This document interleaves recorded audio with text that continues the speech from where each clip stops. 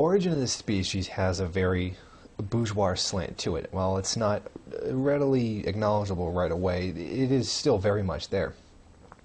Look at the amount of emphasis that's placed on, say, how it's inevitable that there will be overpopulation and that there's limited resources and that us supposedly are supposed to be just like animals and are going to compete for those resources.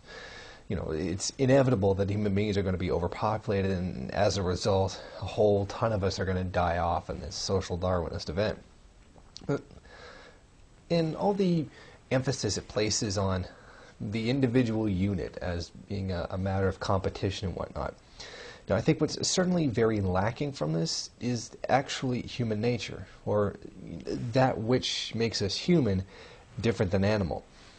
For example, we're not animals in that we have the ability to reason and think and therefore plan.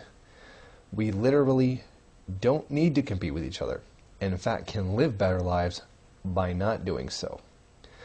But that's the certain message that's given to us by not only Origin of the Species, which is very bourgeois influenced, but it's become a mainstay of scientific thought today. I mean, while the Origin of the Species is a very important work, a very, very important work, there's also still very important bourgeois slant to it, and we don't need to compete with each other for resources.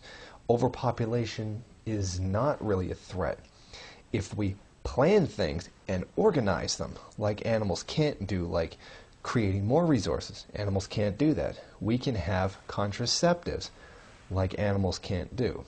So I think it's very important that when someone does see Origin of the Species, does read it, understand that there is a very heavy bourgeois slant to it, and to understand that despite Origin of the Species and other social Darwinist thought, we're not animals, and we don't have to be like them.